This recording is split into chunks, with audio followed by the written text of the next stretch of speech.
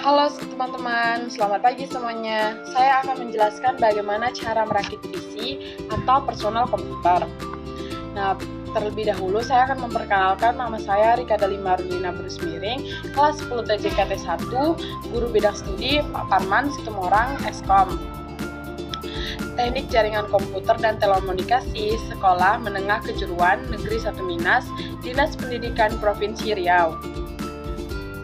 Persiapan alat dan bahan. Pertama-tama bahan kita adalah casing CPU. Fungsi casing CPU ini adalah melindungi komponen internal atau membantu sistem pendinginan, merapikan kabel, memudahkan perawatan, dan meningkatkan estetika atau ergonomi komputer. Nah, yang kedua ada motherboard. Motherboard berfungsi sebagai pusat penghubung semua komponen dalam komputer, seperti prosesor, RAM, penyimpanan, kartu grafis, dan perangkat lainnya. Selain itu, motherboard juga mendistribusikan daya, mengatur komunikasi antar komponen, serta menyediakan slot dan port untuk ekspansi dan konektivitas.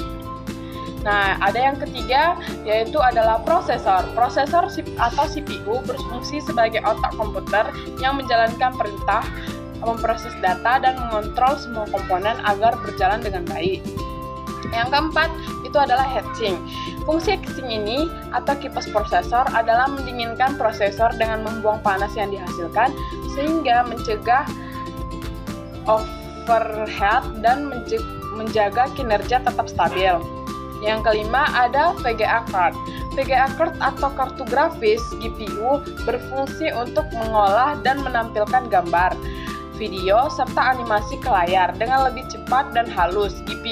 GPU yang penting untuk gaming, desain grafis, rendering video, dan kecerdasan buatan.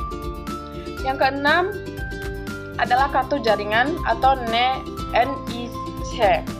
Fungsi kartu jaringan ini adalah menghubungkan komputer ke jaringan, baik melalui kabelan maupun nirkabel Wi-Fi, agar bisa berkomunikasi dan bertukar data dengan perangkat lain.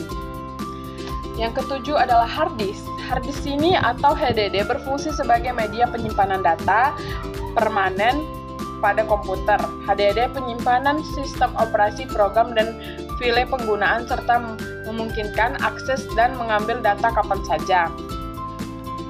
Yang kedelapan yaitu adalah kabel SATA. Kabel SATA berfungsi untuk menghubungkan hard disk atau SSD ke motherboard, memungkinkan transfer data dan daya antara perangkat penyimpanan data komputer.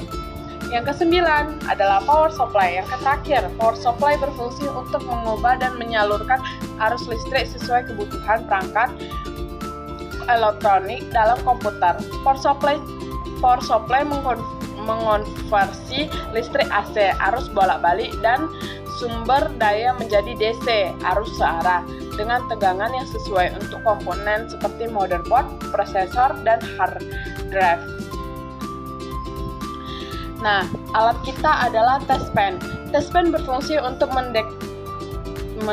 mendeteksi adanya tegangan listrik pada suatu benda atau menghantar listrik.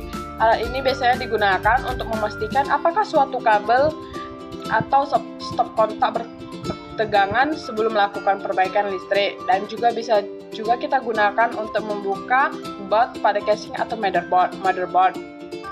Nah, alat kita hanya satu itu.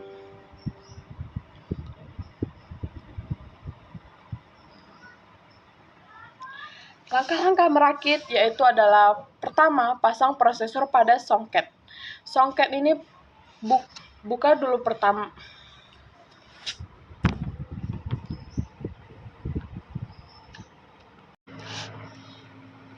Langkah-langkah merakit. Pertama, pasang prosesor pada soket yang sesuai dengan arah tanda segitiga pada prosesor dan segitiga pada soket prosesor.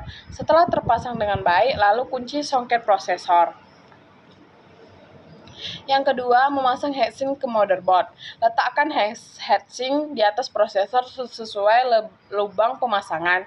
Kunci heatsink dengan sekrup secara diagonal sampai berbunyi klik gitu, seperti itu ya guys. Nah, yang ketiga, pasang VGA card ke motherboard. Buka casing PC, lepaskan panel samping casing untuk mengakses motherboard. Pasang VGA card, masukkan VGA ke slot dengan posisi yang benar, lalu tekan hingga terkunci. Itu akan berbunyi ya, teman-teman. Memasang RAM ke motherboard. Tekan klip di ujung slot RAM agar terbuka. Sesuaikan RAM dengan slot, lalu tekan kuat hingga mengunci otomatis. Nah, yang keenam, cara menyambungkan harddisk ke motherboard. Sambungkan kabel SATA dari harddisk ke motherboard. Nah, ada gambarnya ya teman-teman. Ini harddisknya dan ini motherboardnya. Kabel SATA.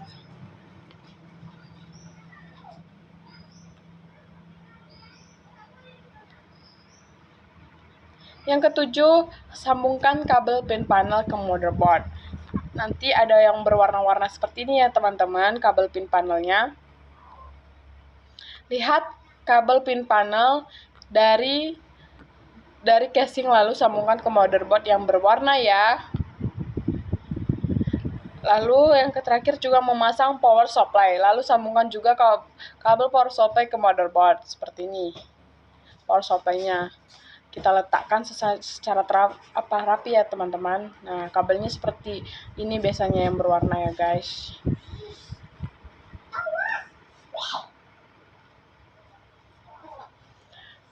Pengetesan atau uji coba.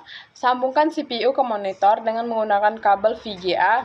Pasang kabel power CPU dengan monitor ke sumber listrik. Pasang keyboard dan mouse pada CPU. Tekan timbre power pada CPU, dan apabila rakitan sudah beres dan sesuai, maka akan ada tanda dari CPU dan akan tampil pada monitor. Tips dan trik supaya saat merakit berhasil ya guys. Pastikan semua komponen lengkap, alat tersedia. Kita harus memahami atau memasang komponen sesuai urutan. Rapiin kabel atau bisa menggunakan kabel tis agar lebih rapi. Terakhir, uji nyala dulu. Cek koneksi dan identifikasi masalahnya jika ada ya.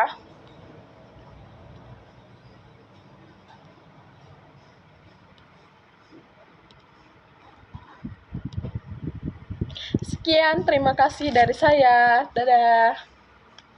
Love you.